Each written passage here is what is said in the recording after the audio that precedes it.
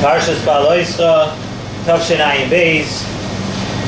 We were just commenting how quickly we're moving through the Parshas of the Torah here. And someone had just mentioned to me that he's getting married soon, and it's Elul. So it's unbelievable. We can't get over it how quickly it goes. But Baruch Hashem, we're well into our third year of Shiurim over here. The pasuk says near the end of the parsha, "V'ha'ish Moshe anov me'oid mikol ha'adam." That Moshe Rabbeinu, at the end of the parsha we talk about where Miriam Hanaviah had spoken about Moshe Rabbeinu, and at the end of the parsha, Klal Yisrael had to wait for Miriam Hanaviah because she had gotten saras. And during that parsha, there at the end of the parsha, the Torah stops and tells us a fact about Moshe Rabbeinu. V'ha'ish Moshe anav ma'oid mikol adam. Moshe Rabbeinu was a bigger anav than anybody. So I'm going to first tell you two Gemaras. I'm going to tell you one Gemara in Masechta Ksubas, and then another Gemara in Masechta the second Gemara in Masechta Chulin. And with that, we're going to try to explain a little bit what this concept of how great an anav Moshe Rabbeinu was, how we come to this concept. The Gemara says, Masechta Ksubas Daf Ayin Zayin Amud Beis, that there were Chaf Dalid Mukei Shchin. There were 24 madregas of a Mukei Shchin. In other words, very, very lowly people. And the Gemara says that the nefesh of Moshe Rabbeinu was Nemucha Mikula.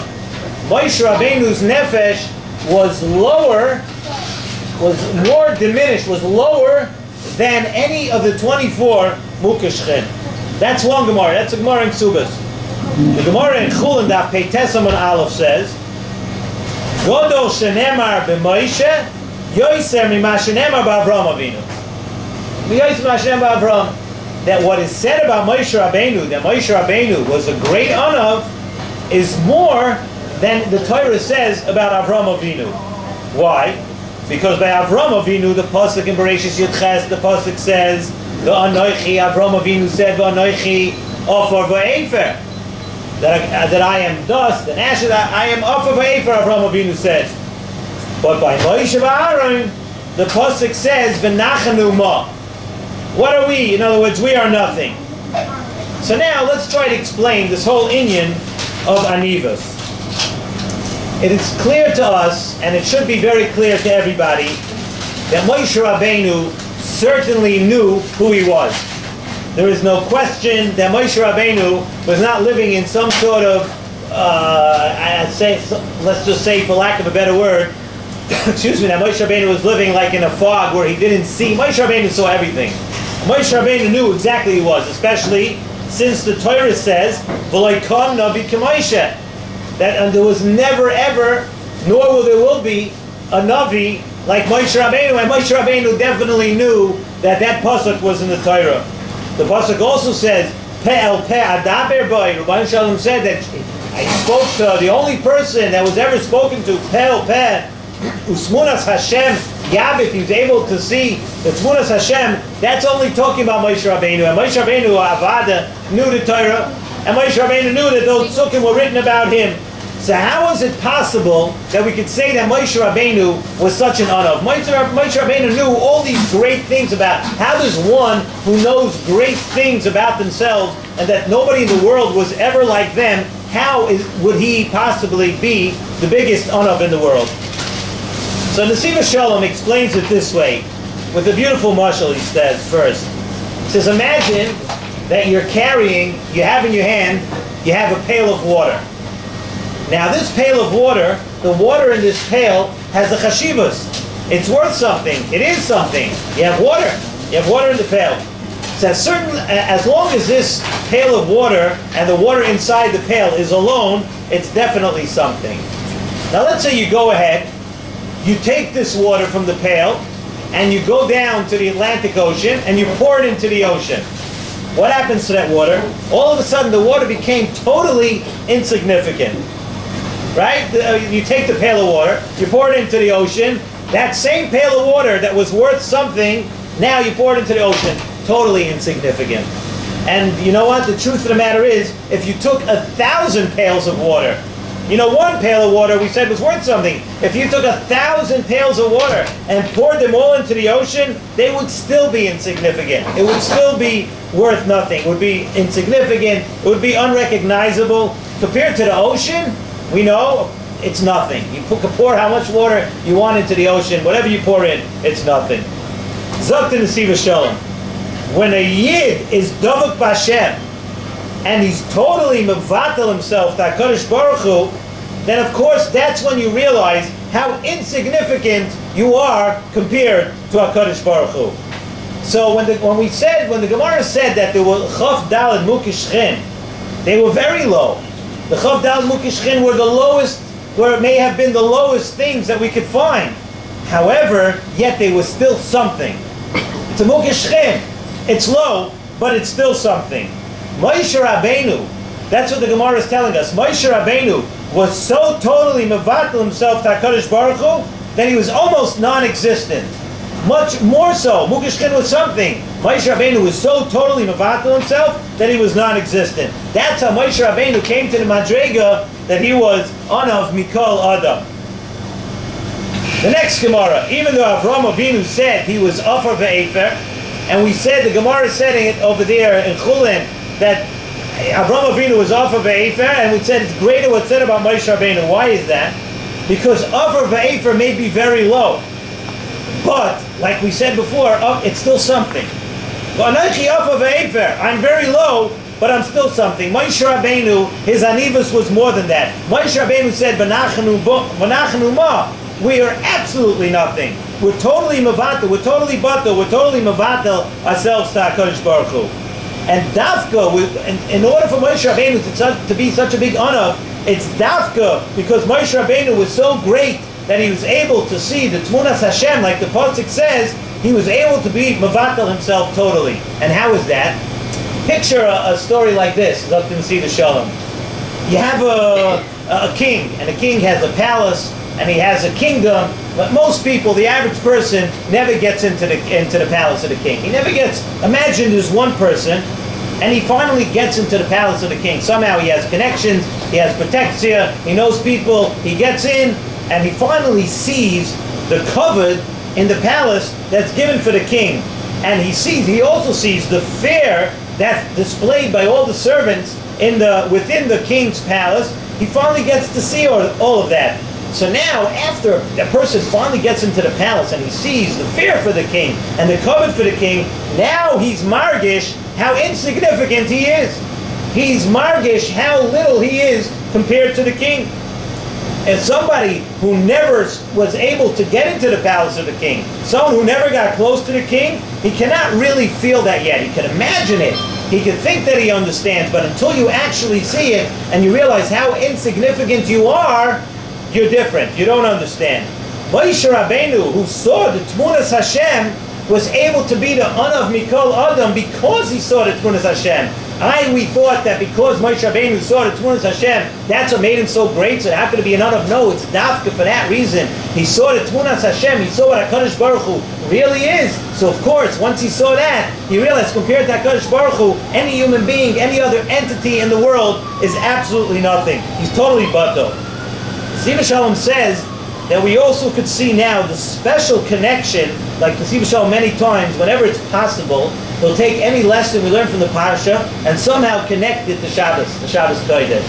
He says, you see the special connection between Moshe Rabbeinu and Shabbos. We say in the Shemona Esrei, we say, Yismach Moshe b'matnatz chelkoi. Moshe rejoiced by the Shabbos.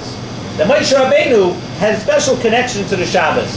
Zok Nesivas Shalom, that Shabbos also has this special inyan of a person being mevatel himself, that you can reach that madrega of being mevatel himself HaKadosh Baruch Hu. The pasuk says, "Sheishes yomim tavoy ve'asisacho malachtecha." You should do all your work in 6 days. V'yoyim hashvi'i Shabbos l'Hashem alekecha. Zok Nesivas Shalom, a beautiful pshat. Sheishes yomim, he says, is referring to the mitzvahs ma'asiyos that we do the entire week. The entire week, you do mitzvahs with your body, you do mitzvahs with your hands. Those are the mitzvahs you do. Sheishes yomim tavoid v'asisacho malachtecha. But the Yom HaShvi, the day of Shabbos, is Lashem Alekecha.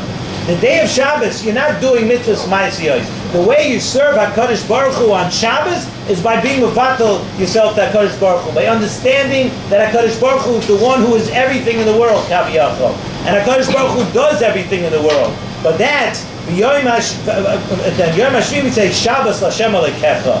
That on Shabbos you serve HaKadosh Baruch Hu by being mevatel ourselves. So Yismach Moshe b'matnas chelkoi. Moshe had a special appreciation for this inyan of being mevatel oneself, because that's what Moshe Rabbeinu's entire life consisted of. Moshe Rabbeinu's entire life was about being mevatel himself, and Shabbos has that midah. That's how we serve HaKadosh Baruch Hu on Shabbos, where we're not actually working and doing things b'maisiyos, we're being mevatel ourselves. Nesivas Shalom says, and a different Nesivas Shalom, I'm just going to try to connect it over. He says this week is Perek Beis and Perek Yavos. Nesivas Shalom says we see this inyan by midos also. The Mishnah says in this week's Perek Yavos, Rabbi Yeshua Omer, Ayin hara, v'yetzer hara, v'sinas habriyos. Many people know this Mishnah. Whether you practice it is another story. We know it, we read it, but we have to concentrate on it. We have to try to live it. The Nesivas Shalom says that the root problem of all these things, Sai the first thing, Ayin hara, Sai the second thing, Yetzer hara, Sai the third thing in the Mishnah, Sinas Habriyos, becomes from Midas Hayeshus. A person thinking that he is something. Let's say Ayin hara, right? Somebody who has an Ayin hara, somebody who has a bad eye, doesn't mean, as we know, Ayin hara, giving someone else an Ayin hara. Ayin hara means looking at things with a bad eye. Not looking for the good of people, not forgetting somebody else. Why? What's Ayin hara? A person who has an Ayin hara is never happy with his lot. He's never happy with what he has. He always feels, me, you're talking about I deserve more. That's what a person with an Ayin hara says. What do you mean? That's not enough for me. I deserve more. A person who's mevatel himself is sameach b'chelkai. He appreciates every single thing he has. He doesn't have an Ayin hara. He doesn't look at what he has. No, it's not good enough. I deserve more. Again, that's in Midas Hayeshus. The second thing is Yetzer hara. Yetzer hara comes from a Midas Hayeshus, a person who wants to fulfill all his taivas, and he gives in to his Yetzer hara. It's Midas Hayeshus. He's caring about himself. Either Rabban Shalom, either Torah says, either Chachamim said, either Rabbanim said, you can't do it, you're not supposed to do this. No, a person says, I have my taivas. That's the Yetzer hara. Midas Hayeshus. He wants everything for himself. And the same thing is the last thing in the Mishnah, Sinas Habriyos. Why does a person Sinas Habriyos? Why would you possibly dislike or hate, quote, somebody else? Why? Because that comes from the feeling that you should have everything and another person, the other guy, is in your way. Batsam, you should be the leader, and you should have everything, and you should be the wealthiest one, and you should be the biggest Rosh Yeshiva, and you should be everything. How come you're not? Oh, it's only because really I should be, but the other guy's in my way. That's sinas habriyas. You have a sinah for other people because you feel that you are everything. You midas hayeshus. You feel that you're everything, and the other person is in your way. And that the lesson of this week's Perkei Avos in this Mishnah is the same lesson of our parsha that we learned from Moshe Rabbeinu, and the same lesson that we learned from Shabbos, and the same lesson that now we tie it all together in midas hayeshus. And it all connects. Actually, if you look at the end of the parsha speaks about the tremendous avera, tremendous inyan of Lashon Hara. You look at Miriam and Aviyah, all the Mefarshim speak about, Chofetz Chaim speaks about in the Svarah many times. Miriam and Aviyah, who are we talking about here? We're talking about a tzaddikis, somebody we could, if we try to be mispointed a whole day, the tzidkas and of Miriam and Aviyah, we would never get it, we would never understand. And yet the Torah says, and Miriam and Aviyah, she didn't mean to say anything bad about Moshe Rabbeinu. Not only that, she was speaking about her brother, who she would never want to say. So Chofetz Chaim says, Alachas kama v'kama, we can understand 1,000 times that when a person's being over on Lashon Hara, when you talk about other people, and he brings down how Lashon Hara causes, we always look for all the reasons when things happen, when bad things, Chas v'Shalom, happen and everything, and we look for maybe this and maybe that and maybe this one. The Chofetz Chaim writes black on white. He writes in the Sefer you read, and he tells you when you speak Lashon Hara, this happens and that happens and the other thing happens. All these Chas v'Shalom, terrible things, and if you look around, it's happening. because a person you can't fagin yet, you have sinas abriyos. You have to knock down other people. Forget about working on yourself. I always used to like to say over that there's two ways for a person to make something out of himself. Either you have to get to the top of a mountain. There's two ways to get there first. Either you train and you work yourself up and you work hard and you get up the mountain, or you just stand somewhere a little up the mountain, knock everybody else down. Then you're still in the lead. You're still ahead of everybody. But what's the right way to do it? The right way to do it is not to be knocking other people. You look around, you find sometimes, it's not supposed to be that everyone's under investigation. You're supposed to be worried about yourself. You're not supposed to be looking around saying this person has this problem, that one has that problem. That's all the nisoyan of Lashon Hara. That's the three things of the Mishnah, all three midas hayeshus. Ayin hara, v'yetzer hara, v'sinas abriyos. Let's take this lesson of being mevatel ourselves, understanding midas hayeshus. Learn the lessons from Moshe Rabbeinu. Learn the lessons from this week's Pirkei Avos. We should talk to be zoich through all these lessons to have Avos Yisrael, Avos Abriyos, Avos Rebbeinu Shalom, and we should talk to be zoich to good things.